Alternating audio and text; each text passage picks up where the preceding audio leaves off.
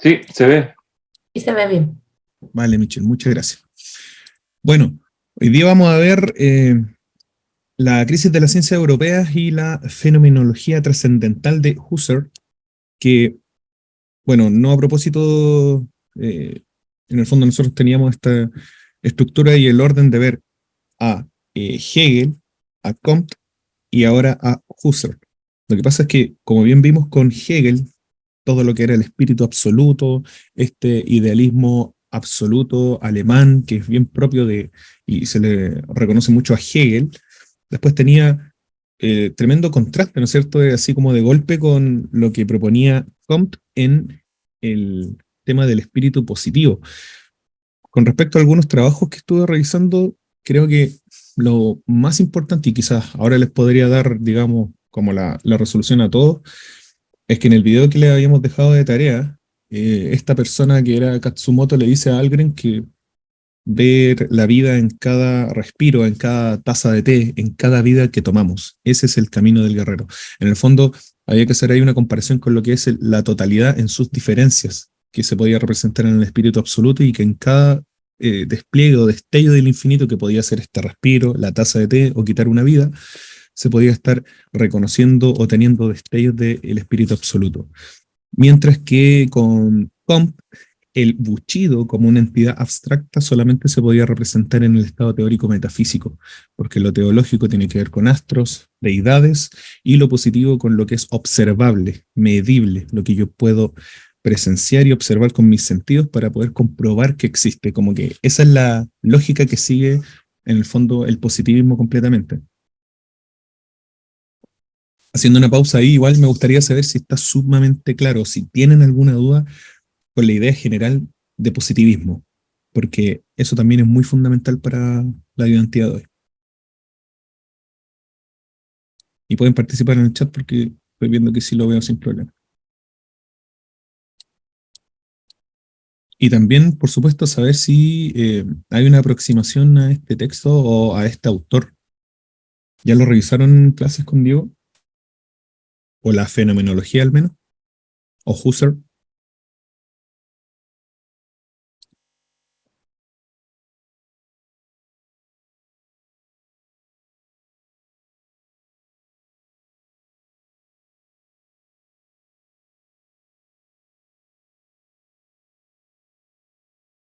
¿O alguien podría comentarme qué creería que tiene que ver con la fenomenología? Como para saber de dónde partimos también. Si es que ya tienen una noción del concepto.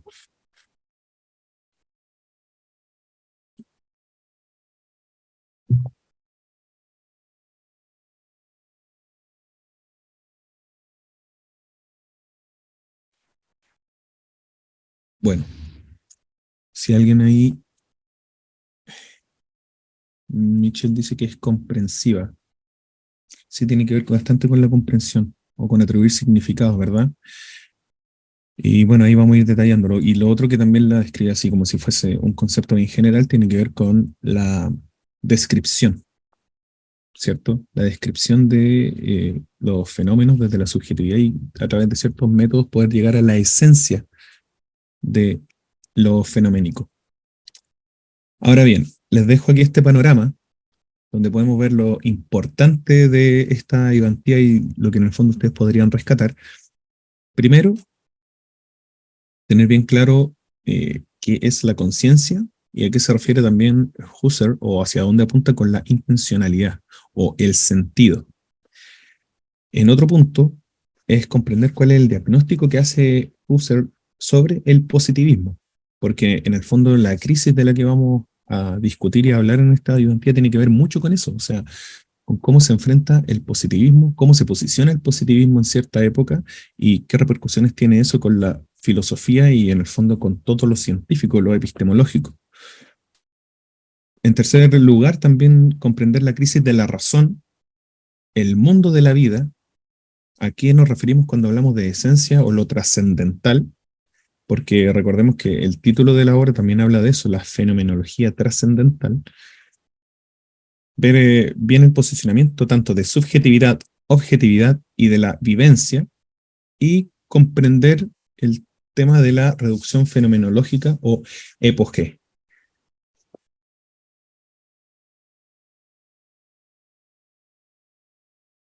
Bueno, como antesala, por supuesto, saber algo de quién vamos a hablar, quién fue el autor de esta obra. Es Edmund Husserl, quien vivió entre 1859 y 1938, alguien, por supuesto, que no tan longevo como otros que hemos estado viendo desde Descartes, por ejemplo. Y él fue un filósofo y matemático alemán que, por supuesto, lo que nos convoca es que fundó la fenomenología trascendental. Y con ello, por supuesto, se fundó el movimiento fenomenológico en lo que es la investigación científica y la epistemología, y que este ha sido uno de los movimientos filosóficos más influyentes del siglo XX, que repercute actualmente en muchas maneras de hacer investigación. Ahora, lo más importante para comprender los alcances o en qué se basa la fenomenología es comprender la conciencia.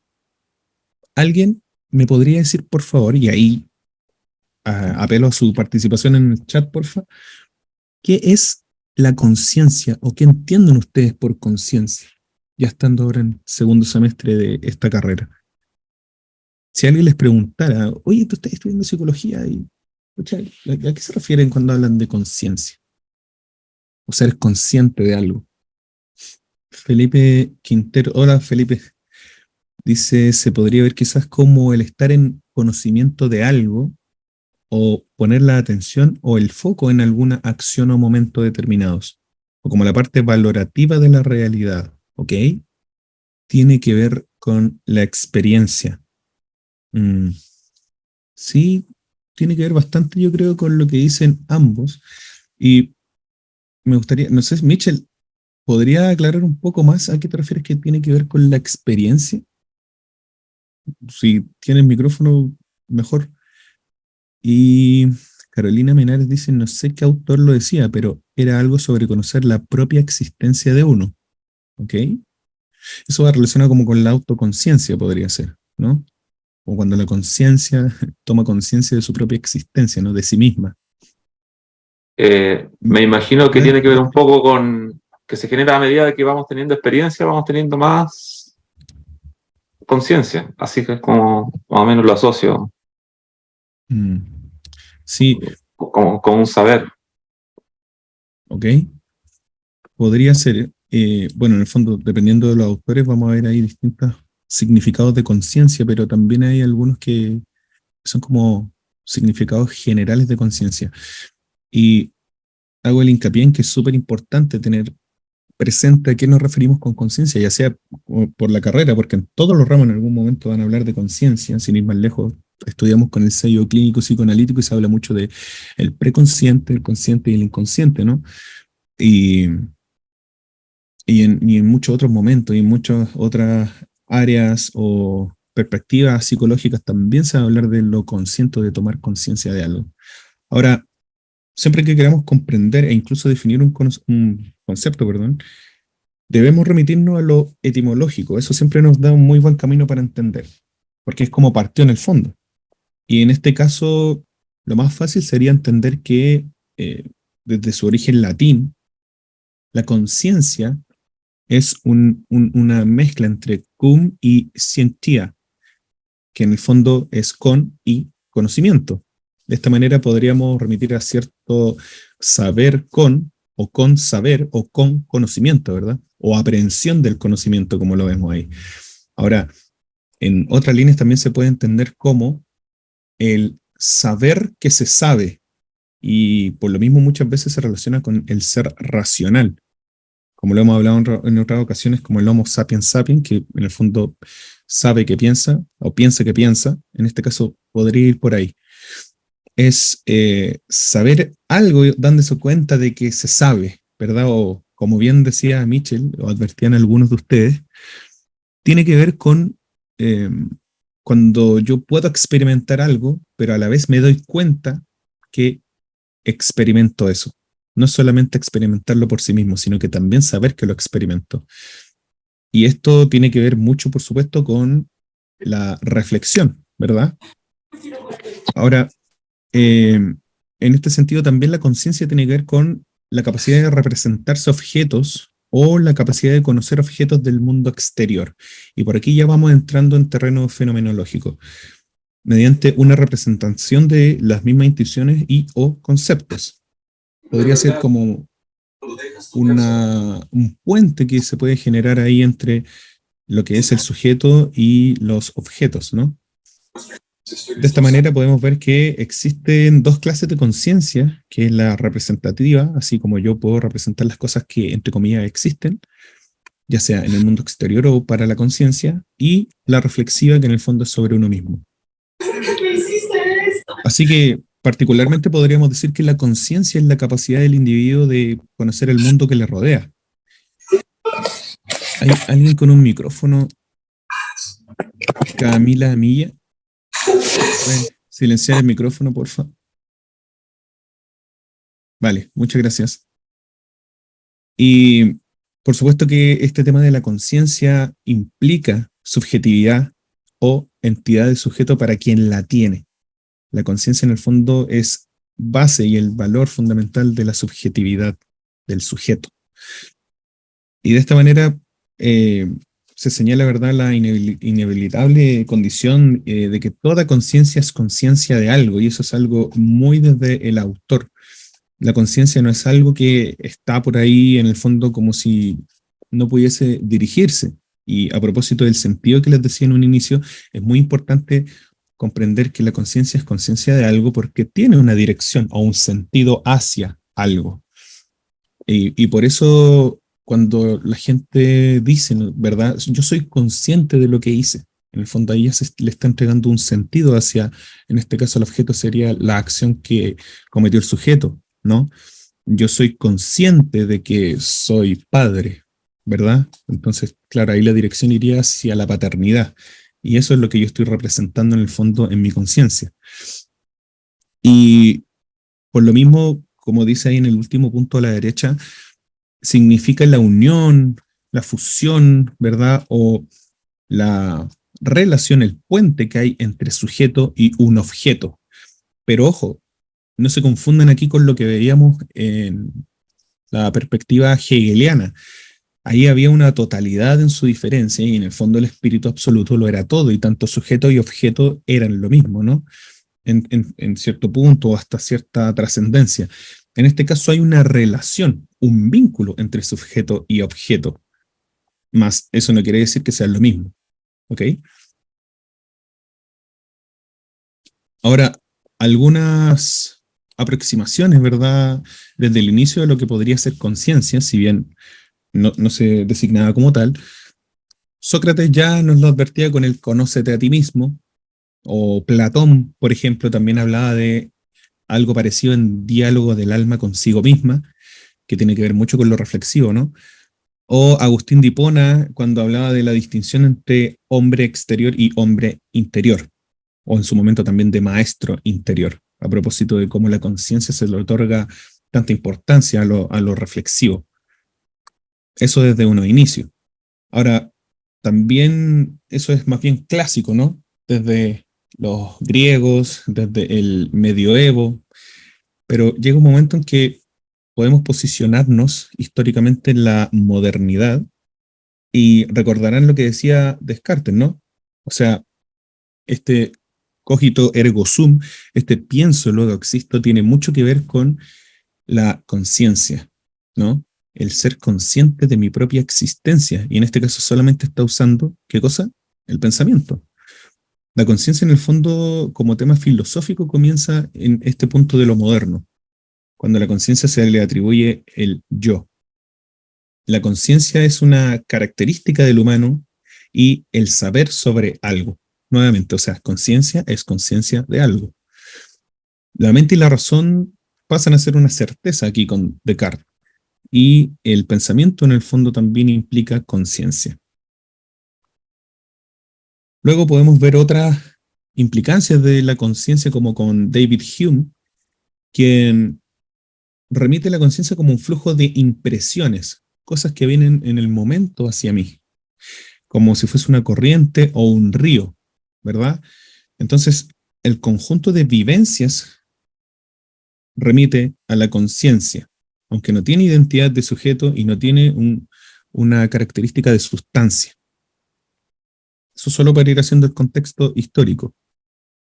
Por otra parte, ya vamos viendo una conciencia un tanto más trascendental, a propósito del idealismo trascendental, que nos propone Kant. Por ejemplo, aquí los que conozcan mucho más la obra kantiana, el imperativo categórico viene desde Kant y cómo en el fondo la conciencia moral debiese guiar los actos de las personas. Sin ir más lejos, para este autor siempre el humano debiese orientar sus acciones hacia lo correcto, ¿no? Por eso el imperativo categórico, y es algo en el fondo que es parte del sujeto, está en su interior y depende de cómo se posiciona, ¿no? Y también podríamos ver con Kant el tema del noumeno y fenómeno, que en este punto me parece y me atrevería a decir que ya lo tenemos bastante claro, ¿no? La cosa en sí como noumeno, estoy hablando desde Kant, y el fenómeno que es la apariencia de la cosa, ¿verdad? Nosotros Kant decía que solo podíamos conocer el fenómeno, ¿no? La apariencia, más nunca la cosa en sí.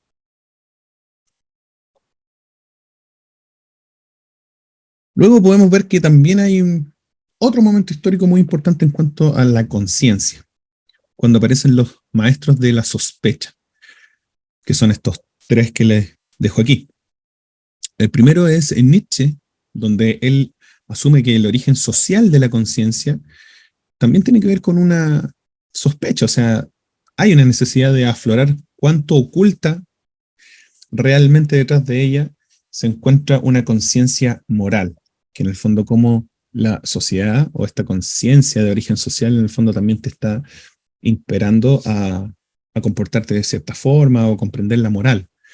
Por su parte, Marx, ¿verdad? Dice que la conciencia no es más que un mero reflejo de las condiciones de producción. En ese sentido, vale recordar lo que señalan muchas perspectivas marxistas, ya sea en lo ideológico, en lo político o incluso en lo filosófico, acerca de la conciencia de clases, ¿no? Es decir, condiciones de producción, por supuesto, que también te delimitan en tu propia existencia material. Y en Freud, donde la conciencia en el fondo también es producto del inconsciente. El yo no es dueño ni señor en su propia casa, porque en el fondo es el inconsciente el que domina muchas acciones que nosotros desconocemos y que a veces ni siquiera llegamos a conocer. Ahora bien, teniendo ese panorama, nos vamos acercando hacia la fenomenología. ¿Qué hace este autor? Él retoma, o, ¿cómo decirlo? Vuelve a tomar algunas partes, algunos puntos, herramientas de la conciencia clásica y cartesiana. La conciencia para Husserl es conciencia de algo. Es decir, los ejemplos que les da, yo soy consciente de que soy padre, soy consciente de que tengo un celular en la mano, soy consciente de que estoy vestido, ¿no? O sea, siempre hay una dirección de la conciencia, no es simplemente conciencia porque sí. Por lo mismo, esta conciencia es esencialmente intencional o subjetiva, ¿no? Depende del sujeto. Sin sujeto no hay conciencia y sin eso no se puede conocer.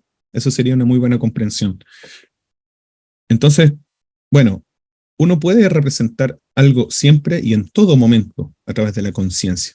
Es porque recuerden que este sería el puente que existe entre el sujeto y el mundo exterior o los objetos. Y una conciencia que no tuviese sentido hacia algo, ¿verdad? Es decir, le he dicho que la conciencia es conciencia de algo, entonces imagínense una conciencia que es conciencia de la nada. Eso ya no sería conciencia. Esa es la lógica más o menos. Que sin estarse representando algo o sin tener sentido, sin tener un objeto hacia donde dirigirse, en el fondo sería la inexistencia de la conciencia. Decir que una conciencia no tuviese sentido hacia algo que representarse sería tan contradictorio, como les propongo ahí, como una materia inextensa. La extensión es la característica de los cuerpos, ¿verdad? Es qué tan extensos pueden ser. Entonces, una materia, que es un cuerpo, por supuesto que sería contradictorio que no tenga extensión. Algo así podría entenderse para la conciencia. Ahora bien, ¿qué es la fenomenología? Ya teniendo más bien claro el tema de la conciencia. Y obvio, si alguien tiene ahí alguna duda, plantea en el chat si no le quedó claro lo de la conciencia, que es la base, el punto de partida para después orientarnos hacia el enfoque fenomenológico. Perdón. Cualquier cosa con eso de la conciencia. La fenomenología, desde el mismo autor, Husserl, refiere a lo siguiente, que quiere ser una ciencia descriptiva de las esencias de las vivencias puras trascendentales en actitud fenomenológica. ¿Qué querrá decir eso? Quiere ser una ciencia descriptiva de las esencias, ojo con ese punto, las esencias de las vivencias. Es decir, no quiere quedarse solamente en la descripción de las vivencias, ojo con eso, es descripción de las esencias, de las vivencias puras trascendentales. O sea, podríamos comprender que la fenomenología en el fondo sí quiere llegar a algún inicio, a lo esencial, ¿no? Por mucho que el nombre pudiese atribuirse a algo más bien superficial o a lo que solamente es una apariencia, la fenomenología más bien apunta a algo original, a algo trascendental.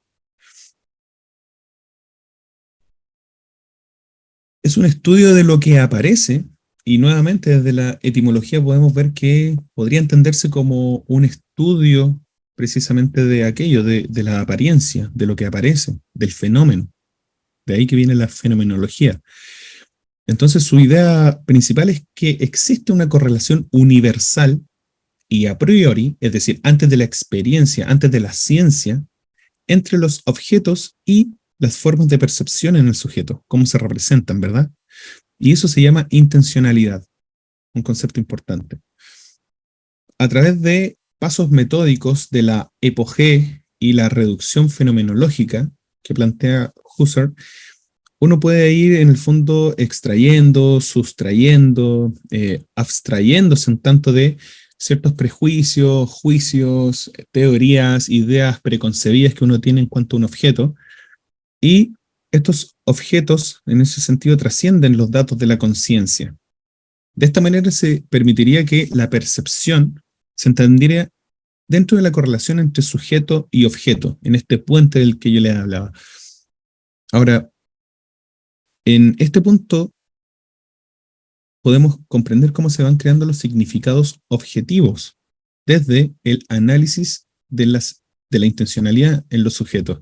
O sea, si bien la fenomenología tiene mucha relación con lo subjetivo, también querría llegar a lo objetivo a través de lo subjetivo. O sea, ya no estamos delimitando que hay un dualismo entre sujeto, objeto, siempre por separado, o en este caso objetividad y subjetividad siempre por separado, sino que hay una relación. Pero él propone que este sería el camino válido. Entonces también vamos llegando a lo que es una fenomenología en este sentido trascendental. Por esto mismo, porque hay una situación que atraviesa tanto lo objetivo precisamente como lo subjetivo, y que tiene que ver con esta relación de cómo la conciencia se representa al exterior. El autor introduce en el fondo la fenomenología como un método que permite describir el sentido de las cosas viviéndolas como fenómenos de conciencia. ¿Ok? ¿Qué sería esto? Es como esclarecer, ¿no? Clarificar para poder llegar a las cosas mismas, partiendo de la propia subjetividad. Era lo que les estaba hablando hace un momento. En cuanto a las cosas se experimentan primariamente como hechos de conciencia, cuya característica fundamental es la intencionalidad. Intencionalidad como sentido, ¿verdad? Como dirección.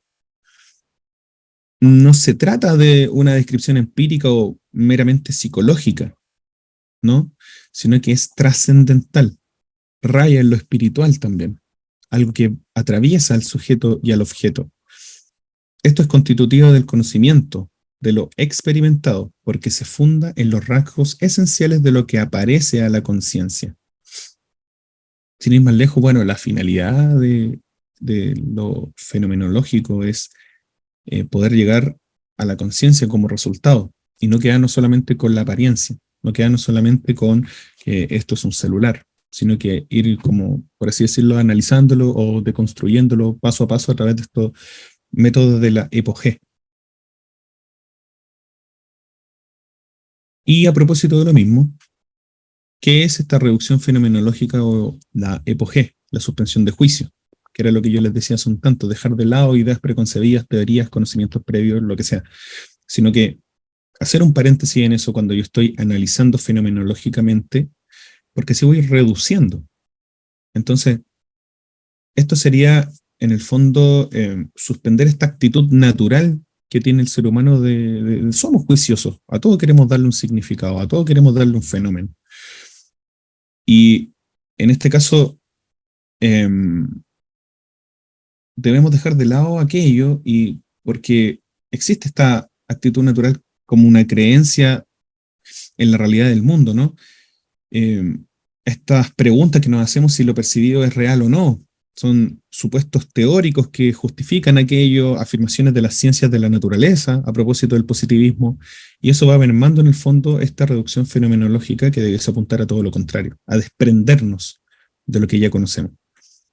Entonces el resultado de esta reducción es que no queda sino el residuo fenomenológico, que serían las vivencias o fenómenos de la conciencia. El por qué existe cierto puente entre el sujeto y ese objeto como significado. Y precisamente por eso, por ejemplo, en la investigación científica, cuando uno habla de fenomenología, tiene que ver con muestreos o instrumentos que vayan más bien con los sujetos y que ellos puedan manifestar en un lenguaje muy cotidiano lo que ellos describen de las vivencias de sus propias experiencias. En el fondo, uno quiere llegar a la descripción de lo fenoménico, pero a través de estas vivencias subjetivas. ¿Ok? Si uno se quedase solamente en lo que relatan, en realidad no estaría haciendo fenomenología. De esta manera, esta reducción fenomenológica es una manera de comprenderse a uno mismo y al mundo ante la diversidad de datos de lo real, de lo exterior, de lo positivo. Cuando los humanos contemplan y participan de las cosas, tienden a olvidar un hecho previo, que la conciencia humana es intencional. Como lo vimos desde el inicio, la conciencia es conciencia de algo y tiene un sentido, de lo contrario, no existiría como conciencia y tampoco el sujeto. Y por extensión, tampoco el conocimiento. Así, las ciencias naturales, por ejemplo, para Husserl, conocen fenómenos. Ojo, porque uno podría entender por el nombre que, la fenomenología se dedica a conocer fenómenos. Pero no, son las ciencias naturales las que conocen los fenómenos, es decir, lo aparente. La fenomenología conoce la esencia de las cosas, algo que está mucho antes del fenómeno. Y para eso sirve, o para eso se utiliza esta reducción fenomenológica. Hablaba con Diego y él me comentaba que, bueno, habían hecho algunos ejercicios el lápiz, por ejemplo, si ustedes pensaban en un lápiz, y que le dijeran cuál era la esencia del lápiz. ¿Qué hacía que el lápiz fuese lápiz? ¿No? Y que uno puede decir, claro, la tinta, el color de la tinta, eh, que tiene una tapa acá adelante y otra atrás para que no salga el contenedor de la tinta, pero si también ustedes lo piensan, si deja de tener eso, la pregunta es, ¿dejaría de ser un lápiz? ¿No? Y hubo otro ejemplo de, en el fondo, ¿cuál es la esencia de una mujer? ¿Qué hace que una mujer sea mujer? Que tenga útero. ¿Pero qué quiere decir eso? ¿Que una mujer sin útero ya no es mujer? Y ahí empieza la reducción fenomenológica. En el fondo, es tratar de construir o ir paso a paso en esta comprensión analítica de lo que se aparenta, ¿verdad? Lo que se aprecia para llegar a lo que es la esencia, que sería en el fondo llegar a la conciencia como resultado. Y eso se logra cuando la cosa, a través de este método de reducción, deja de ser la cosa. Y yo puedo llegar a comprender que yo soy consciente de tal cosa en el fondo en mi relación con ese objeto. Y en ese sentido, bueno, lo objetivo sería eso, sería la esencia, la conciencia frente a algo. Y quizás entre paréntesis, por lo mismo también es importante que existe una intersubjetividad en la cual las distintas subjetividades pueden comprender apariencias a través de sus conciencias y son compartidas, porque se supone en el fondo desde Husserl que la objetividad solamente puede estudiarse a través de las subjetividades y no sería algo separado. Ahora bien, ¿qué es la intencionalidad? todos los hechos de conciencia poseen y manifiestan una dirección u orientación hacia un objeto, que es de lo que ya veníamos hablando más bien, ¿no? Conciencia de algo.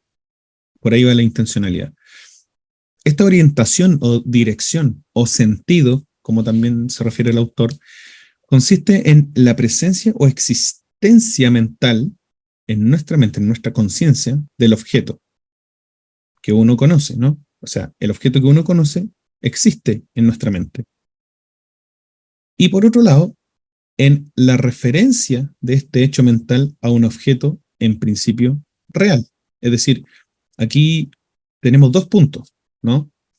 El objeto existe intencionalmente en la conciencia, que es algo más bien ontológico, ¿no? Metafísico, porque estamos hablando de un ente, y la referencia a lo real que todo hecho de conciencia posee, que eso es más bien psicológico y epistemológico.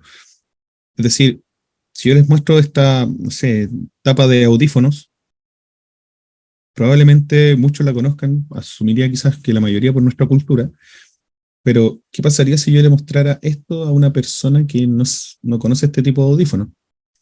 Eh, Intencionalmente, yo sé que en mi conciencia este objeto existe, es decir, la caja de los audífonos, sería el significado, pero también en el mundo real hay una referencia que sería este objeto que, que puede referir en el fondo representar el hecho de conciencia en mí y la relación entre ello sería la toma de conciencia o esa esencia a la que se debe apuntar a través de la reducción fenomenológica. Ahora, ¿cuál es el problema de la intencionalidad? Por supuesto que esto es problemático. Es que es posible que un hecho mental no tenga un referente.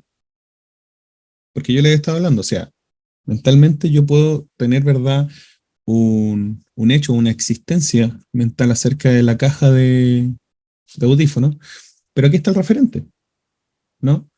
Ahora, ¿qué pasa si existe una eh, representación mental, pero que no tiene un referente? O sea, que yo no puedo llegar a un lugar a decir, ah, aquí está el referente. Como por ejemplo, unicornios, duendes, ángeles, hadas. ¿Dónde podría encontrarse en el fondo un referente de aquello? Pero existe, de todas formas, esa representación mental. Y por otra parte, hay otro problema con la intencionalidad, que es posible que un mismo referente corresponda a dos o más hechos mentales, como cuando por alguna razón nosotros podemos llamarle el PC o el computador para referirnos al mismo notebook, ¿no? Sería el mismo referente, pero ya cambiaría en decirle PC o computador y en el fondo se utilizaría de la misma forma.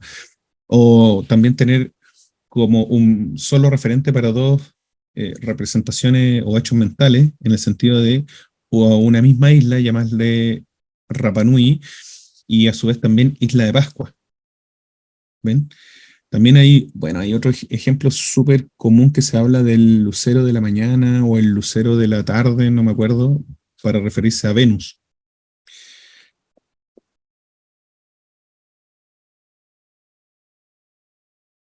Ahora bien, teniendo más o menos este panorama de a qué apunta la fenomenología y recordando lo que vimos con Comte y lo que han visto también en clases del positivismo, ¿cuál creen que sería quizás la crisis que podría emerger a propósito de lo que habla el texto? O sea, la crisis de las ciencias europeas.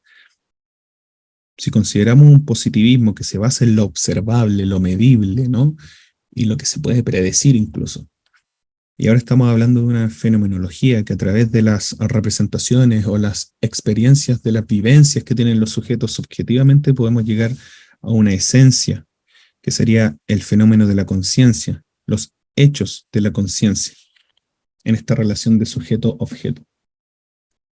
Igual sería bueno si alguien, no sé, participa ahí en el chat con algún ejemplo quizás de lo que ustedes recuerdan de qué podría ser algo fenomenológico.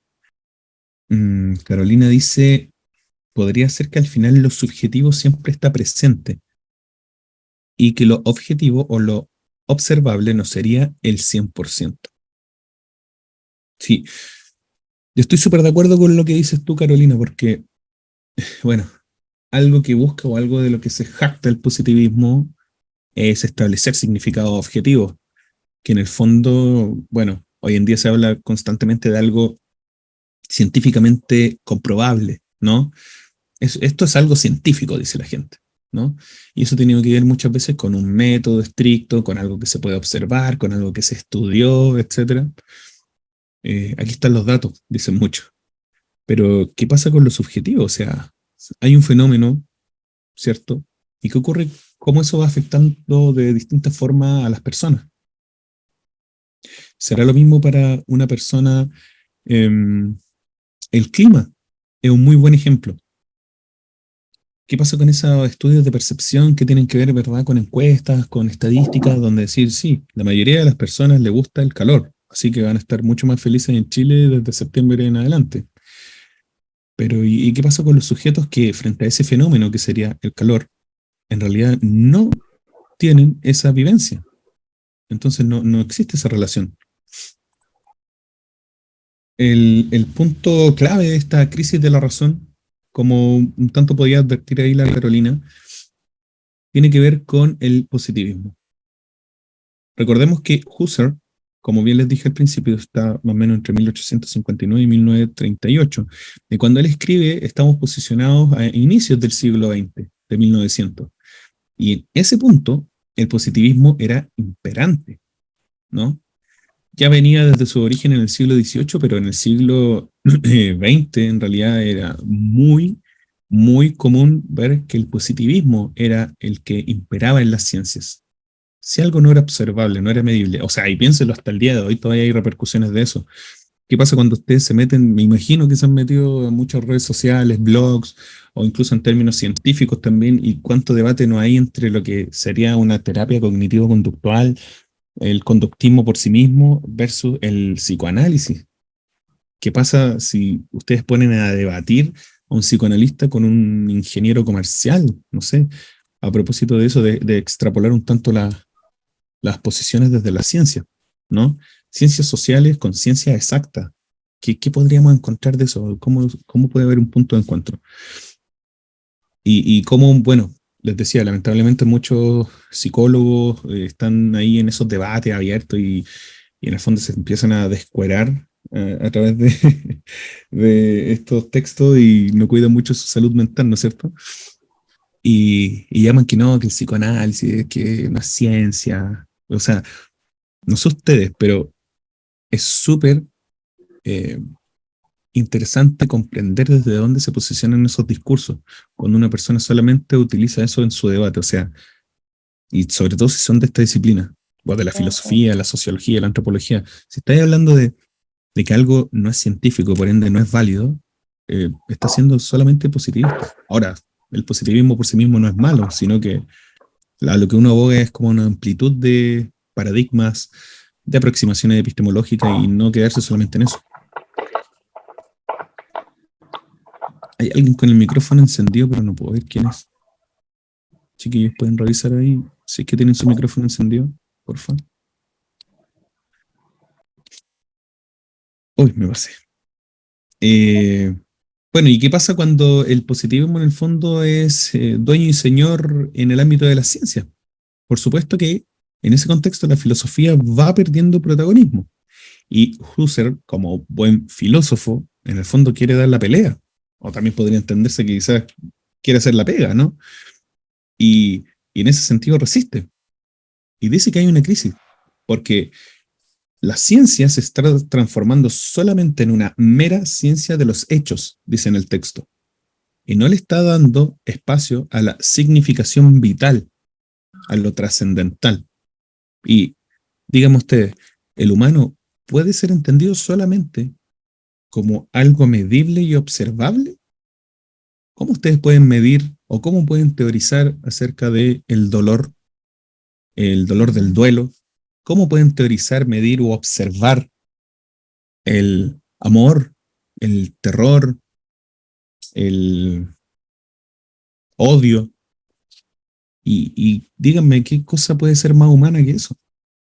Entonces, por ahí va lo que propone en el fondo Husserl. Y Y por ahí también va el tema de la subjetividad, objetividad. O sea, ¿qué puede ser más objetivo que proponer que todo ser humano puede sentir odio? Pero a su vez, cada subjetividad puede llegar al odio de distintas formas en sus vivencias, en sus experiencias. Y por eso la fenomenología va a querer reducir estas vivencias a través de las experiencias vividas por el sujeto, por la subjetividad, para llegar a la esencia de cómo está la relación entre la conciencia y el objeto. Y así podríamos llegar a cierta objetividad del odio, ¿no? Ahora, esta crisis de la razón se divide en dos niveles. Primero, una crisis del saber, en la que el positivismo hace que se pierda la fe en un saber fundamental o universal, ¿no? Reducen el positivismo todo lo que ocurre en la naturaleza a explicaciones físicas observables, ¿verdad? Y matemáticas, medibles. De esta manera hay una pérdida en un saber o una razón universal o fundamental, o como habla el autor en el texto, una filosofía universal, trascendental. Y también hay una crisis del humanismo, porque el positivismo olvida el carácter trascendental de la subjetividad. Reduce lo espiritual en el sujeto netamente al plano físico observable y a lo natural. Y una actitud natural frente a las cosas detiene o anula la pregunta por la constitución intencional del mundo. Para darle un poquito más de vuelta a eso, quizás les dejo eso de que merece recordar que el positivismo dice que no hay esencia o punto de partida. Tampoco hay en ese sentido un punto de llegada o una teleología, que es el estudio de los fines. No hay una finalidad. Las cosas son observables, es y sería. Como mucho se puede predecir. Oh, hay alguien con el micrófono encendido que es Carolina Naranjo, si no me equivoco. Carolina, ¿puedes silenciar ahí, por favor, que se escucha? Ahora, la fenomenología quiere recobrar esa esencia o lo trascendental, pero ¿cómo recobraría eso? ¿Cómo podría recobrar esa esencia? Sí, es Carolina quien tiene el micrófono abierto. Sí, ahí la pude silenciar. Lo siento, Carolina. A ver, déjenme ver si me pasé o no. Ya, vamos bien. Entonces, ¿cómo nosotros podemos recobrar esa esencia que se ha perdido, ¿no? Con tanto positivismo. Bueno, ahí es donde se pone en acción la fenomenología. La subjetividad, perdón, para Husserl no puede estudiarse desde la ciencia objetiva o desde el positivismo. Debe ser a través del método fenomenológico, que busca conciliar los ámbitos de la lógica y la subjetividad. Buscar estos puentes de los que yo le he estado hablando todo el rato. Esta relación entre sujeto y objeto, a través de la esencia que existe en la representación de la conciencia. Para el positivismo, bueno, la subjetividad y la lógica van separados, ¿verdad? Porque es como cuando hoy en día también se escuchan muchos debates, eso de que, bueno, tú podrás decir cualquier cosa porque eso es para ti, pero aquí los datos dicen lo siguiente.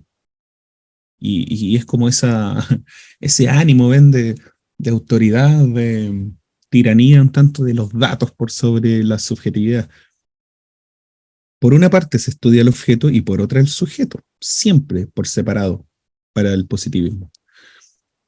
Mientras que en lo fenomenológico existe una relación con la vivencia. En ese sentido, la validez y la vivencia forman una alianza para construir conocimiento. Podría decirse que, ¿qué puede ser más válido o verdadero que yo les diga que en este momento me siento triste?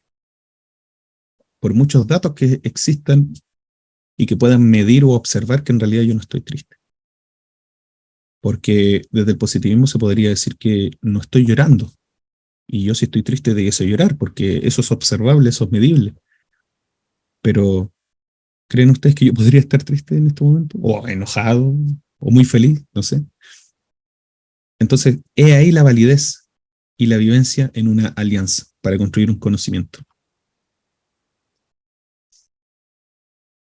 Entonces, si lo que se olvidó fue el sentido del mundo o el sentido de lo humano, de la subjetividad, ¿no? Porque ya ahora todos son datos, todo es objetividad. ¿Dónde se recupera entonces esta subjetividad? El sentido del humano. En el mundo de la vida, dice Husserl. En las interacciones cotidianas y en el lenguaje cotidiano por sobre todo. Escapando del lenguaje en términos técnicos, desde el psicologismo, ponerle verdad a todos esos nombres desde la psicología y en el fondo ir como complicando mucho más el lenguaje de la economía, de la política, el derecho, etcétera. Es muy común encontrar en distintos trabajos gente que todo lo remite, por ejemplo, al lenguaje técnico económico. Sí, si hacemos esto es rentable. No, es que la oferta y demanda. No, es que los costos versus beneficios. Entonces, eso es también es caer en esos positivismos donde creemos que todo es objetivo, ¿no? Ver relaciones íntimas, relaciones amorosas, que también están analizándolo todo en costo versus beneficio. Todo es rentabilidad. Y entonces, como les decía, lo que se debe recuperar es un lenguaje cotidiano. Y ahí podemos atribuir, por supuesto, que cuando hacemos una investigación desde, por ejemplo, teoría fundada, desde la fenomenología, lo más importante va a ser que hagamos una entrevista semiestructurada, por ejemplo, o, y nosotros podamos hacer preguntas en las cuales el entrevistado se pueda sentir súper cómodo. No preguntas de tal manera que yo le diga, sí, claro, porque tuve una epifanía a través de ciertas cosas que podrían ser medibles cuantitativamente, pero serían inviables en términos cualitativos, porque la aproximación epistemológica es redundante. No, hay que alejarse totalmente de eso. Hay que ser claro, cotidiano, y a través de esa sencillez poder llegar a la experiencia de la vivencia de los sujetos, de la subjetividad, para poder acercarnos mucho más a la esencia de cómo la conciencia en el fondo se representa las cosas. Bueno, los aportes de el método fenomenológico, entonces, es que el mundo objetivo es ante todo una vivencia. Vivir cosas, experimentar cosas. ¿Y cómo se experimentan en el fondo?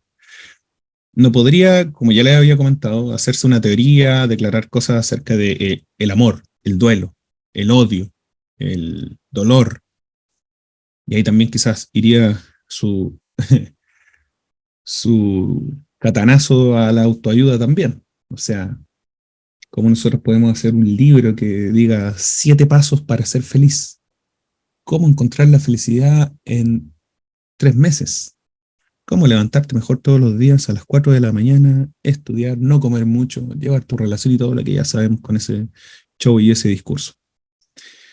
Todas esas son cosas que se viven, que yo no podría hacer una teoría sobre ello, sino que tendría que utilizar el método fenomenológico para entender esas vivencias, esas experiencias y llegar a cómo la conciencia en el fondo se las representa, desde la subjetividad.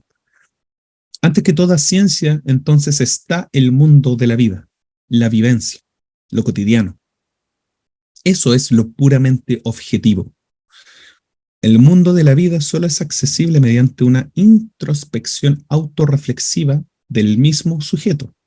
Por eso, la fenomenología no se queda solo en la apariencia, sino que busca llegar al origen de esas apariencias, pero a través de esos fenómenos. Por eso es el estudio de los fenómenos, pero quiere, digamos, como escarbar en ello.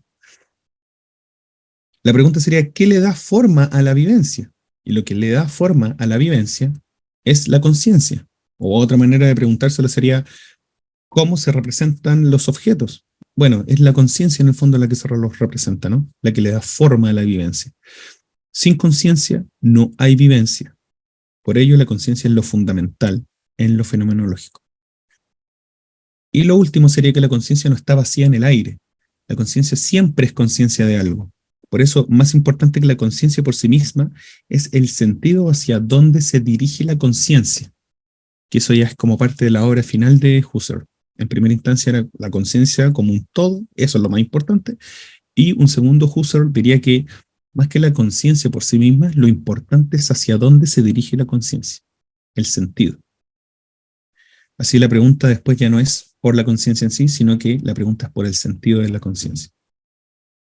Como que todo esto se acerca un tanto a la representación y es como darle el pase gol, ¿no? a la hermenéutica, al marxismo y a otras posturas que posteriormente podrán ahondar mucho más en este tema de que ya no se diferencia lo que es sujeto y objeto como cosas que están siempre en mundos distintos, por así decirlo, sino que hay condiciones sociohistóricas, materiales, de interpretación que van a definir en el fondo estos significados o representaciones.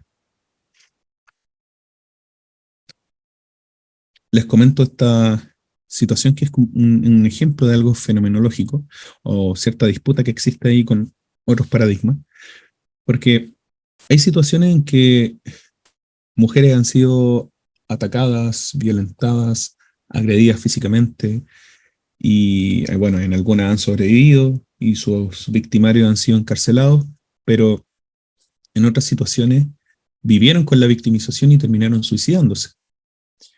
Ahora, hay un tema muy importante en lo que es la victimología, desde un enfoque criminológico, que apunta hacia la victimización de las personas. Hay tres momentos de la victimización. El primero sería lo traumático que vive la víctima al enfrentarse a la acción criminal. En este caso, particularmente cuando son golpeadas por una pareja en un contexto de violencia intrafamiliar y experimentan aquello, el dolor, el miedo, el crimen en sí. Después está la victimización secundaria, pero voy a dejarla ahí stand-by porque existe la terciaria, que es cuando, bueno, ya a través de todo el trato que existe con la víctima y que va repitiendo estas situaciones traumáticas, el dolor, el llanto, el no querer vivir muchas veces, también afecta a su entorno. Esa sería la terciaria, o sea, a su familia, a quienes lo atienden, a la psicóloga que le hace terapia, al psicólogo. Pero hay un punto medio que es la victimización secundaria, entre que la víctima lo experimenta y entre que también su círculo cercano va siendo victimizado. Y ese punto medio es la victimización secundaria, es lo que genera todo el trámite de atender, quizás con las mejores intenciones muchas veces, a una víctima. O sea, cuando el sistema opera en una víctima, también se victimiza. Cuando tiene que declarar en la policía, prestar declaración, tiene que ser entrevistada por un fiscal, tiene que asistir al servicio médico legal en el caso, por ejemplo, de una agresión sexual, tienen que hacerle exámenes que jamás ninguna persona querría que nos hicieran, ¿no? Y eso te va revictimizando. Y esa es la victimización secundaria. ¿Y cuál es una de las más importantes? Es cuando tienen que enfrentarse al juicio. Tienen que enfrentar nuevamente a la persona que en estos casos particulares de violencia intrafamiliar las agredieron. Tienen que volver a vivir esa sensación de inseguridad. ¿Y cuál es el caso paradójico de esto? Que este extracto lo saco de una investigadora que publicó un artículo que es de la Universidad Diego Portales y que lo estuvimos hablando con Diego, donde se habla de qué sería la víctima ideal, entre comillas. Ocurre que en muchos de estos juicios se apelaba a cosas tan, bueno, y ahí me permito ser un poco más pasional, tan absurdas, tan sin sentido, como señalar que una persona no había sido violada porque actualmente sí tenía una pareja. O sea que había denunciado una violación y que entonces le decían que cómo podía ser posible que le hubiesen violado si lo más bien que ahora tiene una pareja. Porque una víctima verdadera de violación no tiene pareja después. O sea, ahí estamos cayendo en un determinismo, en la objetividad, en determinar cierta cosa, perfilar algo. Y estamos dejando de lado totalmente la vivencia y el significado de la vivencia para la subjetividad. ¿Cómo puede ser posible que una persona haya llegado a un juicio si la habían golpeado? Por lo general, las víctimas, nuevamente atribuyéndolo a este concepto de víctima ideal, que es un concepto crítico, por supuesto, de la autora, ¿cómo puede llegar a presentarse una audiencia de juicio si se supone que estaba tan aterrorizada? O sea, como mínimo podría, la defensa, o sea, en los casos están estudiados, la defensa decía como mínimo tendría que estar, no sé, resistiéndose a venir acá, pero lo más bien que vemos que está luchando por su derecho. O sea, ¿de qué estamos hablando? Entonces, se va perfilando como que la víctima ideal de este tipo de agresiones debiese ser de cierta forma, y eso está determinado, eso es el objetivo. Pero yo les pregunto a ustedes, ¿realmente cualquier persona debe y tiene que reaccionar o comportarse de la misma forma al haber sido víctima de una violencia intrafamiliar? Cualquiera. Agresiones físicas, violaciones, no sé. El punto es lo que propone aquí la autora. Lo que no entendemos es que la procesión va por dentro y no es posible saber lo que alguien experimenta simplemente al observarla. Ojo con eso. Recuerden, ¿cuál era la perspectiva epistemológica que se basaba en que solo lo observable era científico y verdadero? ¿Se dan cuenta dónde está la crisis de las ciencias? ¿Cómo va a ser posible saber lo que alguien experimenta simplemente al observarla? Si piensan al menos en este ejemplo. Cada víctima es única, reacciona a su manera y debemos respetar las diferentes estrategias de afrontamiento sin sacar conclusiones apresuradas. Y bueno, quizás por este lado también vaya la tarea. Chiquillos, chiquillas, comentarios, inquietudes, preguntas. Ok, Marcela. Todo claro, dice la Marcela. Ok, Camila. Todo claro Gracias. también dice. Por mi parte también no tengo dudas. Si tengo dudas, te escribo un correo. Bueno, Maritza, gusto verte, gracias. Oye, dejémoslo hasta acá entonces, ¿ya? Y atento ahí a la tarea, vayan retirándose nomás. Un gusto haberlos visto a algunos y haberlos leído a la mayoría. Ojalá les sirva ya, porque es un tema igual complejo este tema de la fenomenología. Cualquier duda tienen mi correo. Igual es más light que lo de la semana pasada. No, por supuesto que sí, pues Hegel es para De todas formas. darse cabezazos en la muralla. Pero, así que por lo mismo quería poner Hegel, Comte y después venir con Husserl, para que en el fondo fuésemos decantando. Y esa es la idea. Así vos, chiquillos, que estén muy bien, descansen y aprovechen por favor este tiempo libre que vamos a tener. Que sean Oye, sí. muy felices. Muchas gracias. Que descansen. Chao, cuídense. Te pasaste. Chao. Chao. Me voy a quedar un rato más por si alguien tiene dudas con la tarea. Chao, chao a todos. Gracias, Benjamín. Gracias, Carolina. Chao, Benjamín. Chao, Marcela Baeza. Chao, Claudia. Chao, Michelle. Francisca. Igual para ti, buen fin de semana. Harold, un abrazo, que esté muy bien. Chao, Tamara.